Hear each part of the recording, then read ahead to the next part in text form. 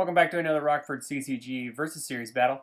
This is game 3 between myself and Nathan. Nathan took down game 2 with an unblockable Charito multiple by using direct hit, making the blocked Charito do 2 damage because it matched 2 symbols, and then the 2 multiples would be unblockable because, I was in deadlock like an idiot.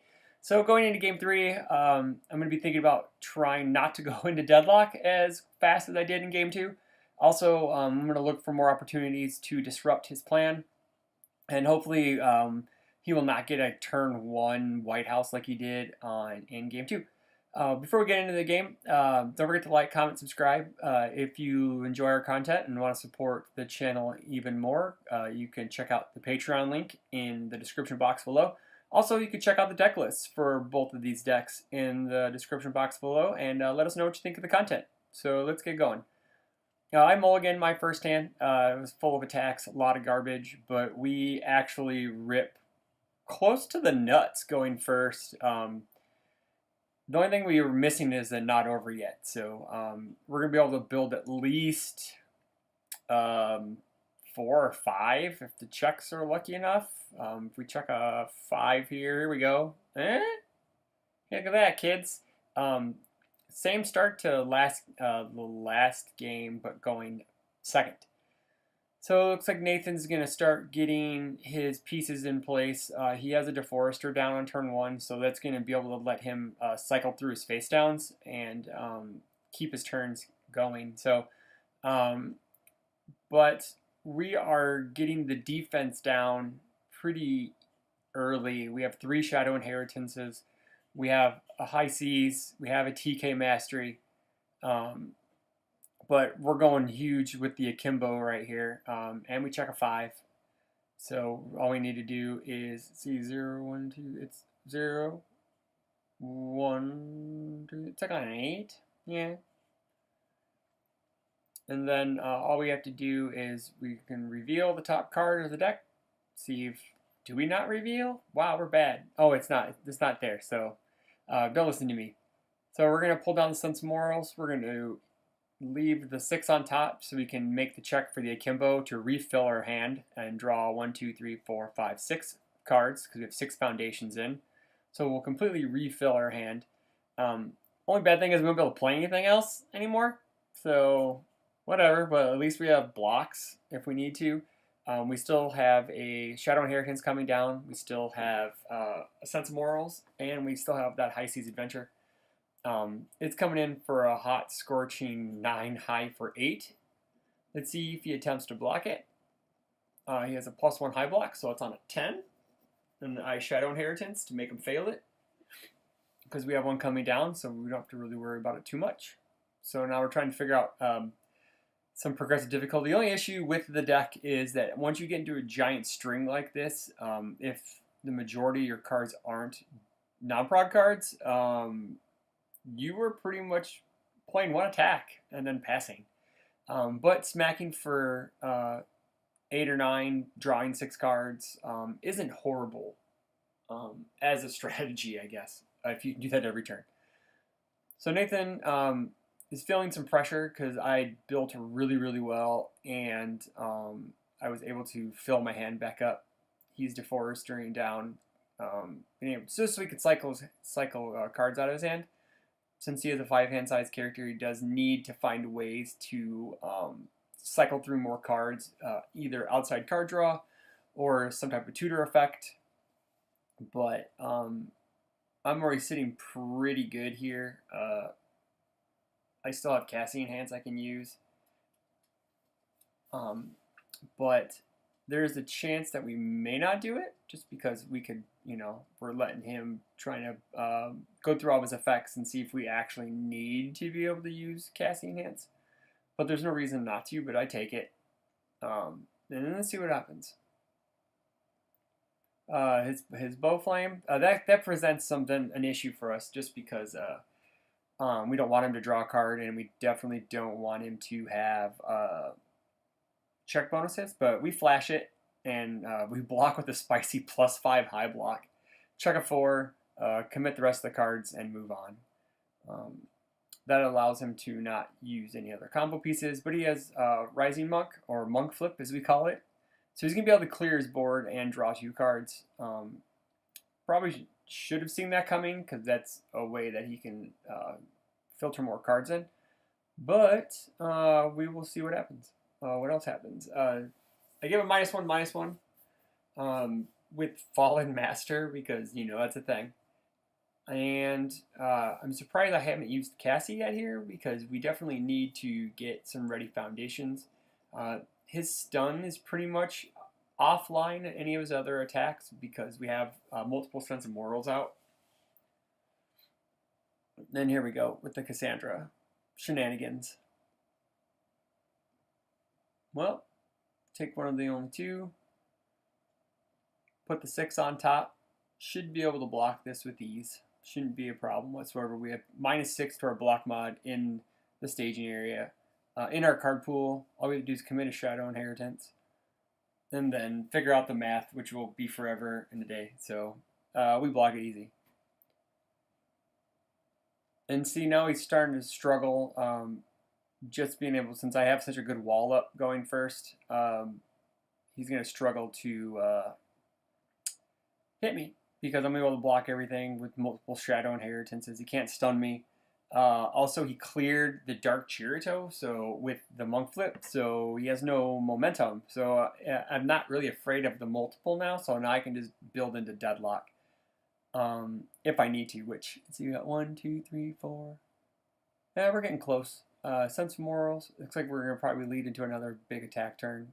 Nutcracker.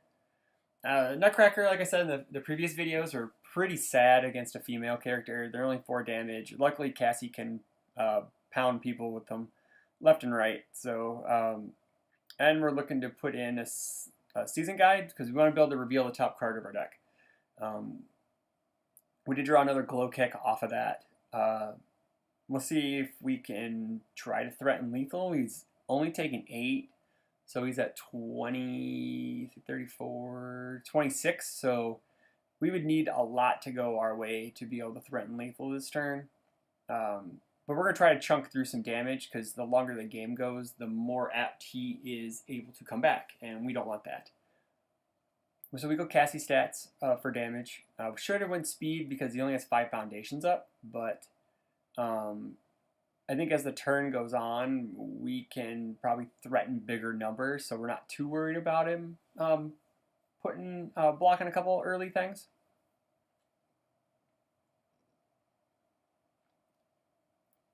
So he blocks it with Push the Limit. I flipped the Fallen Master. That's completely useless. He has 1 card in hand. Let's see if we could get a big piece of damage here. So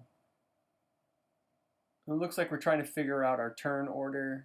We have a Not Over yet in our hand, so we're going to want to, and we have the Glow Kick. Okay, so we got a Glow Kick check to 3. We have plenty of foundations to pay for. We're going to reveal that top card.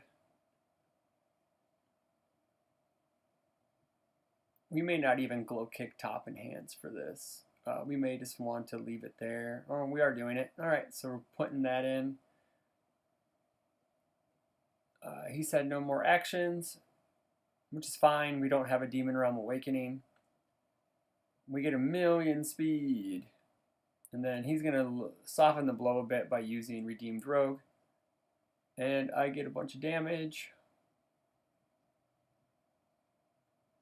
And you can't block it because it's super fast. It is C4, 10, I believe that's a 10 speed. Maybe 12. And then with his 3 foundations and 1 character, there's no way he's going to block it. So hopefully sooner than later we'll be getting a digital life counter, so you guys would be able to follow along at home instead of following along on the die. It's just something I haven't found yet. I haven't found the right one. I've been looking for kind of like a digital scoreboard type one. Yeah, haven't found one yet. But sooner than later we will get one. Sometimes we have Trents on there, so that is kind of helpful. But for now, we just got to deal with what we got. And I hope you guys stick around for that. Also, thanks to our Patreon members. With the Patreon donations, we're going to be able to pick up a nice streaming set coming soon. As of recording today, we're going to be looking at a laptop, and I've already looked at a couple cameras, so maybe we get some hand cam action in on this, and so we can bring a much more varied experience to your watching on the channel. So we appreciate your assistance and your help. Now I'm just trying to figure out, can I play the last few cards in my hand, which it's not worth it. So we just build what we build, take some momentum, pitch and pass turn. We are super into deadlock, but it's not that big of a deal because he doesn't have a momentum. He is very behind on build, and we can pretty much block everything he has. So he flash builds Folktale Storyteller. He has another Cherito in hand, checks a 3. Not always the best, but he does have the DeForester down, so he can easily replace one of these face downs with a, there you go. So he's DeForestering right now. Can I put down a face down, draw a card?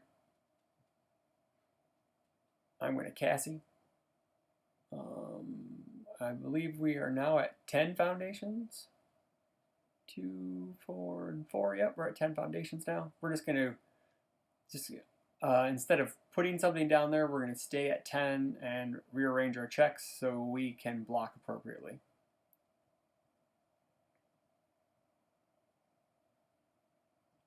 Using that Fei Fei to make it a little easier to block without taxing our shadow inheritance.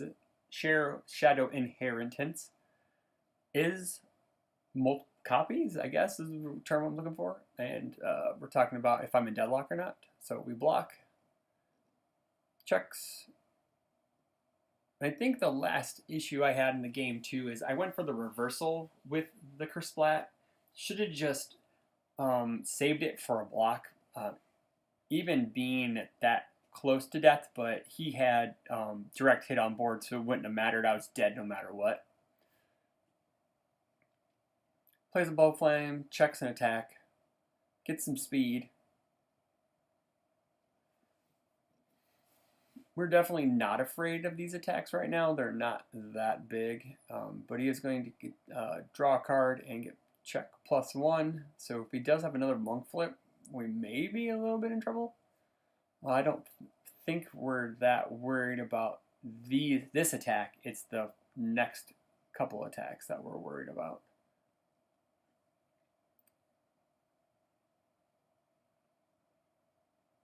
So we do block it because it is 8 damage and we don't want to take 8.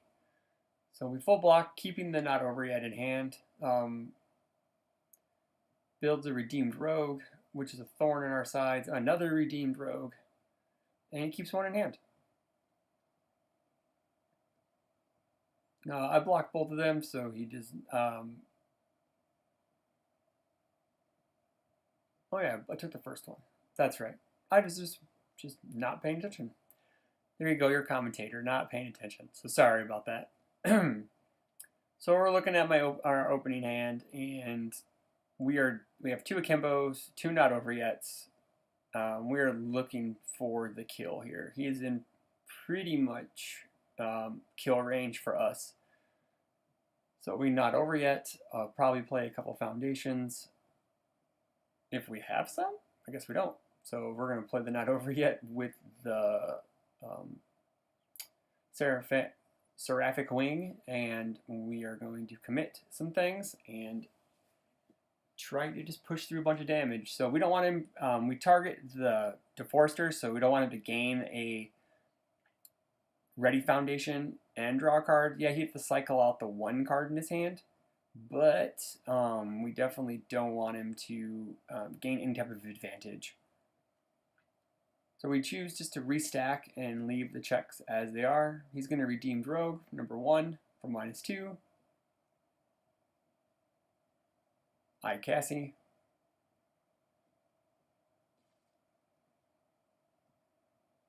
We don't know what that last... Oh, so he is blocking with that. So he blocked with that to not take any damage, which is interesting because now he has no cards in hand. So we're going to try to figure out how we can present lethal. So not over yet. Probably playing the akimbo. Checks, gets 2 and 2. We're going to get some damage unless it's the face down. The glare is horrible. It isn't. So we did get some damage. He's going to subtract it by 2 with Redeemed Rogue. I'm going to draw some cards. A card. He's going to Redeem Rogue again. He's just going to try to whittle down my attacks so they don't do anything. It's the only way he can survive right now. But eventually he's going to run out of discard pile. So we're going to Cassie for damage because he has no cards in hand.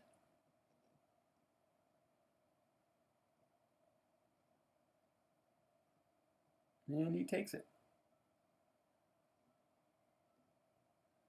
So we're going to play a Kersplat, figure out Prague, check a 6, commit 2. We're going to say no actions, even though he has no hand, just in case he can't get some weird action out of his hand or whatever. So next card, ignores progressive. It's at 0 right now. It's a whole whopping 1 damage after all the buffs and debuffs. So he has to kind of has to see the writing on the wall right now. So I'm going to give it some more damage with the Shadow Inheritance.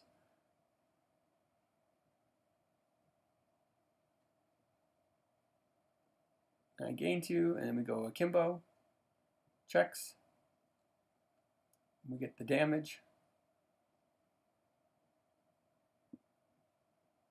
He's checking his discard pile. He probably doesn't have that many more attacks to use for Redeemed Rogue. That's what I'm saying right now. Because it's like, come on. How many more attacks do you have in there? You can't have that much more. So we just draw a card. He's going to do it again. Then we still have two Shadow Inheritances, which would get us 6 total damage. I'm asking for a damage count. Then we go check, commit, and that's game because he has no hand. Thanks for watching, and we'll see you on the next episode.